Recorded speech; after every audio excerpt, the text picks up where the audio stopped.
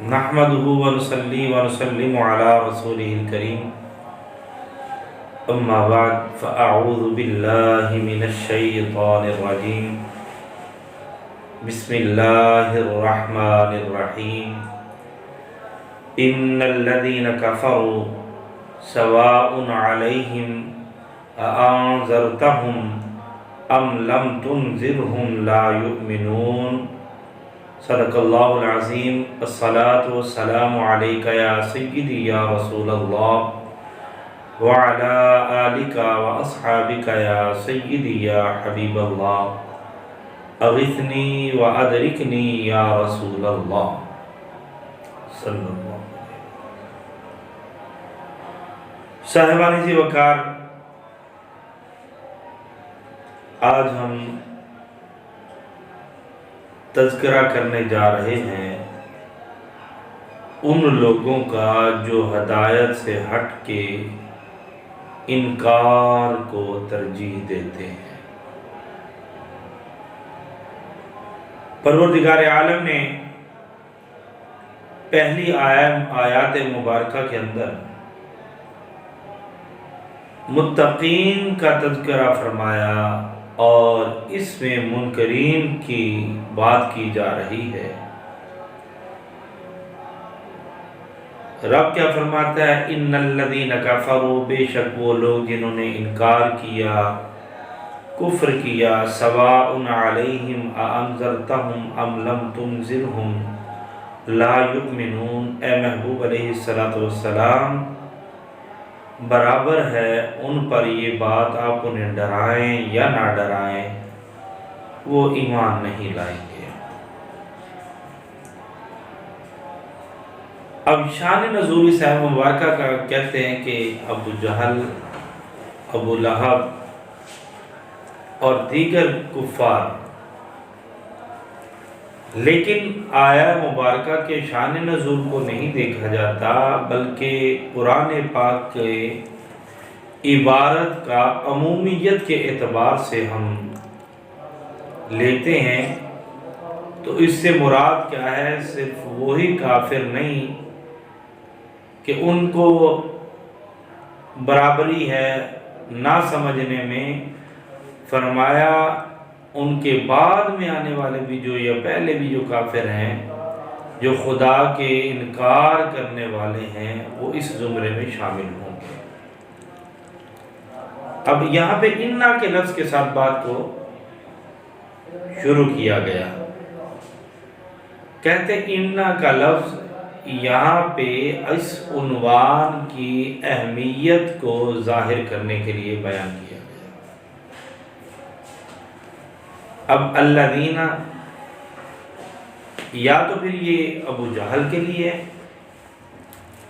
خاص کفار مراد ہے، یا پھر عمومیت کا اگر اعتبار کیا جائے تو پھر ان کے علاوہ باقی تمام کافر بھی اس میں شامل ہوں گے۔ کفروا کا معنی ہوتا ہے کسی چیز کو ڈھانپنا، کسی چیز پہ غلبہ حاصل کرنا، ایک معنی اس کا یہ ہے۔ جس طرح کافور ہے، کافور کی خوشبو جب آتی ہے تو ماحول کی تمام خوشبوؤں کے اوپر حاوی ہو جاتی ہے، اسی لیے اسے کافور کہا جاتا ہے۔ اور کفر کا معنی انکار کرنا بھی ہے، یعنی یہاں وہ لوگ مراد لیے جا رہے ہیں جو ہدایات کو دیکھنے کے باوجود خدا کی ذات کا انکار کر رہے ہیں۔ اب کہتے ہیں کفر ہوتا کتنی طرح کا ہے؟ 4 طرح کا ہوتا ہے۔ ایک تو وہ لوگ ہیں جن کو خدا کے بارے میں خبر ہی نہیں، کسی نے بتایا ہی نہیں، کوئی خدا ہے، پالنے والا ہے، بنانے والا ہے، رزق دینے والا ہے، پیدا کرنے والا ہے۔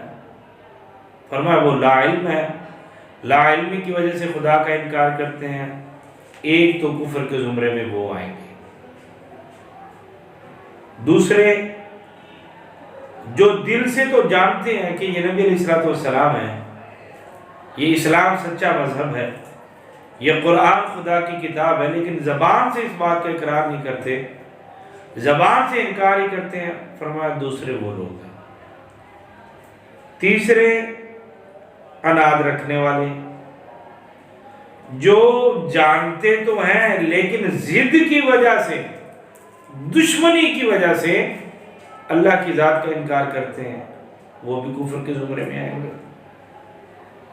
اور چوتھے نفاق والے، یعنی جو زبان سے تو خدا کو مانتے ہیں لیکن دل سے علل اعلان کافروں کے ساتھ ہوتے ہیں، دل کے ساتھ زبان سے کہتے ہیں ہم خدا کی عبادت کرتے ہیں، لیکن کافروں کے پاس جا کہتے ہیں نہیں بھی ہم تمہارے ساتھ ہیں۔ فرمایا وہ نفاق والے لوگ، یعنی 4 قسمیں ہیں، لا علم لوگ، دل سے جاننے والے لیکن زبان سے انکار کرنے والے، ضدی لوگ، یا وہ لوگ جو زبان سے تو مانتے ہیں لیکن دل سے انکار کر رہے ہیں۔ اب کہتے ہیں یہاں ضدی لوگ مراد لیے جا رہے ہیں ان الذین کفروا میں، تو یہاں کون سے مراد ہے؟ ضدی لوگ، کیونکہ ان لوگوں کے دل میں عشق مصطفی صلی اللہ علیہ وآلہ وسلم تھا ہی نہیں۔ اگر عشق ہوتا تو بات کچھ اس طرح بننی تھی کہ عشق دل میں کفر نہیں آنے دیتا اور ضد دل میں ایمان نہیں آنے دیتی۔ انہوں نے معجزات کو دیکھا، قرآن کی آیات کے نزول کو دیکھا، قرآن کی آیات کو سنا، صادق و امین بھی کہتے تھے، لیکن ایمان نہیں لائے ضد کی وجہ سے کہ یہ ایک یتیم بچہ، اس کے کہنے پہ ہم اپنا دین چھوڑ دیں، مذہب چھوڑ دیں، ایسے نہیں ہوگا، ہم چودھری کیوں نہیں نبی بنے، بس ضد کر لیں۔ فرمایا وہ مراد ہے کافروں کے زمرے میں آتے ہیں۔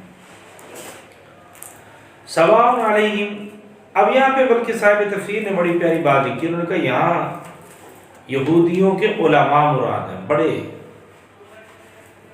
کیوں؟ اس لیے کہ ان کو پتا تھا اگر ہم نے کہہ دیا کہ اسلام سچا دین ہے تو ہمارے نذرانوں پہ فرق پڑے گا، ہمارے پیروکاروں پہ فرق پڑے گا، ہماری بات ماننے والوں پہ فرق پڑے گا، ہمارے لیے مسائل کھڑے ہو جائیں گے، ہماری جو عیش و عشرت ہے ختم ہو جائے گی۔ انہوں نے حق کو چھپایا تو ان کو رب نے علیہ اعلان کہا ان الذین کفروا، یہ جو کافر ہے نا یا رسول اللہ صلی اللہ علیہ وسلم، یہ جانتے بھی ہیں، پتہ بھی ہے ان کو، لیکن یہ ضد کی وجہ سے سواء علیہم انذرتہم ام لم تنذرہم لا یؤمنون، ان کے لیے برابر ہے آپ ان کو ڈرائیں یا نہ ڈرائیں، یہ جانتے تو ہیں لیکن ضد کی وجہ سے یہ ایمان نہیں لائیں گے۔ تو بس پتہ یہ چلا کہ ایمان کے پہلو کے اندر چھپے راز انسان کو تبھی نظر آتے ہیں جب حضور علیہ السلام کی محبت کاملہ دل کے اندر بس رہی، اور اگر عشق رسول اکرم صلی اللہ علیہ وآلہ وسلم سے بندہ محروم ہو تو پھر رسوائی، ضلالت اور گمراہی کے علاوہ اس کے دامن میں کسی اور چیز کا آنا محال ہوگا۔